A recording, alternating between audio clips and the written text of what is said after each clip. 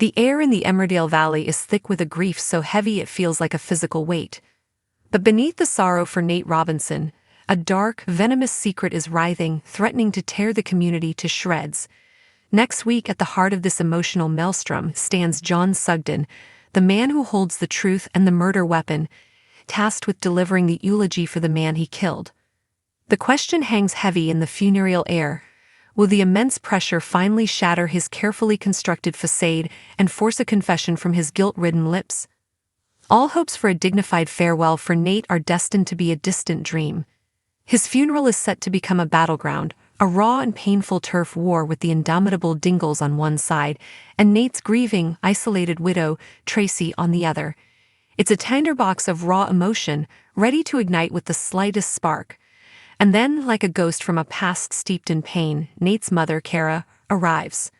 A woman on a desperate, heart-wrenching mission, she has one burning question on her lips: who is responsible for the death of her beloved boy? Her presence sends ripples of unease through the already fractured community, her piercing gaze searching for the truth in a sea of lies. As the guilt, a relentless, knowing beast, tears at his insides, John, the village's resident hero, steps into the fray.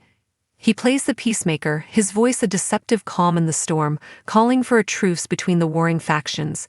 But his act of supposed compassion backfires spectacularly, thrusting him into the one place he desperately wants to avoid: the pulpit in front of a church full of mourners, forced to pay tribute to the man whose life he so tragically cut short. The secret of Nate's murder is a living, breathing terror for John, an Emmerdale insider whispers, the words laced with the impending sense of doom. The walls are closing in, the police are circling like vultures. In this village, John is a pillar of the community, a hero in the eyes of many. But the weight of his guilt is a crushing burden, and the question is, how much more can he possibly bear before he breaks? From the shadows, John has been a master puppeteer, pulling the strings with a chilling precision to divert suspicion from himself. He was the last person to see Nate alive, a fact that could have easily made him the prime suspect. But with cunning and manipulation, he has skillfully turned the spotlight onto two of the most unlikely people: Cain Dingle, Nate's own father, and Tracy, his grief-stricken wife. He has pitted them against each other, their mutual animosity a perfect smokescreen for his own dark secret. The nights offer no respite for John. Sleep is a distant memory, replaced by the haunting replay of his fatal actions. The guilt is a constant, unwelcome companion, and the thought of the funeral fills him with a dread so profound it's almost paralyzing. He pleads with Aaron, begs him not to go to the funeral, our source reveals, painting a picture of a man on the edge. But Aaron, fiercely loyal to his family, is adamant. He needs to say goodbye to his cousin. This leaves John in a wretched state, knowing he has to endure the memorial, every prayer and every tear a fresh stab of guilt. A stark reminder that he is the reason for all this pain. In the run-up to the funeral, the tension in the village is palpable. Aaron, ever the peacemaker, asks John to speak with Tracy, a last-ditch effort to convince her to allow the Dingles to attend.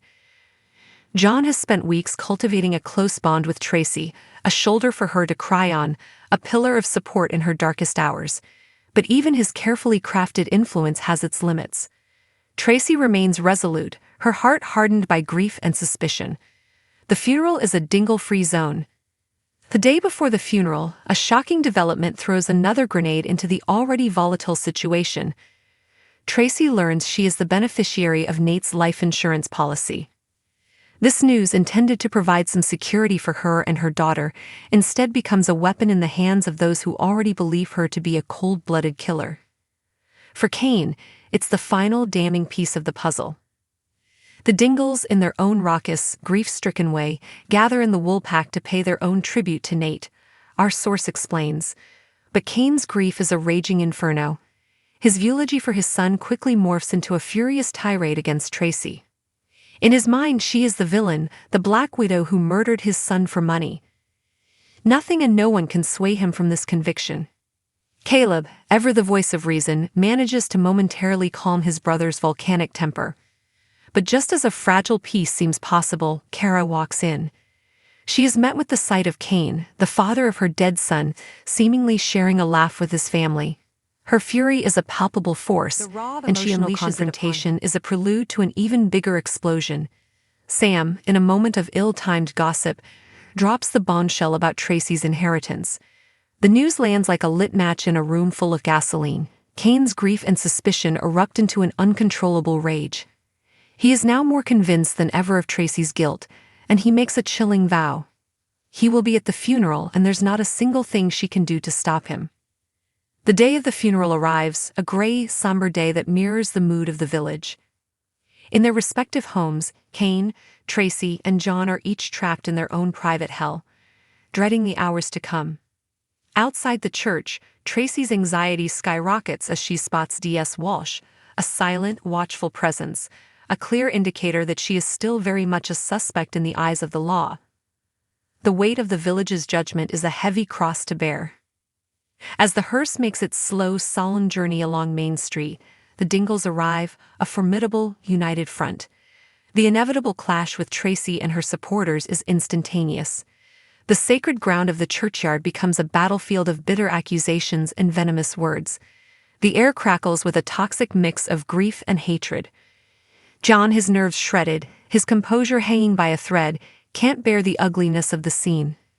He, the man who set this tragic chain of events in motion, steps forward, his voice trembling with an emotion that the mourners mistake for heartfelt sorrow. He begs for a truce, for an end to the bitter infighting. His plea for peace has an unforeseen consequence. Tracy, emotionally shattered and unable to speak, sees a lifeline in John's apparent strength. She asks him to deliver the eulogy, and so John the murderer finds himself at the podium, the eyes of the law and the entire Dingle clan fixed upon him. He stands there, the words catching in his throat, his mind a chaotic whirlwind of memories from that fateful day. The weight of every gaze, every tear, every silent accusation presses down on him. The truth is a burning coal in his throat, desperate to be released. Is this it? Is this the moment he finally cracks? Will the guilt, the fear, and the sheer, unbearable weight of it all finally force a confession that will shatter his life and send shockwaves through the very foundations of Emmerdale? Or will he somehow find the strength to deliver a convincing performance, to once again play the hero and save the day, burying his monstrous secret even deeper? The village holds its breath, the silence in the church as deafening as the unspoken truth.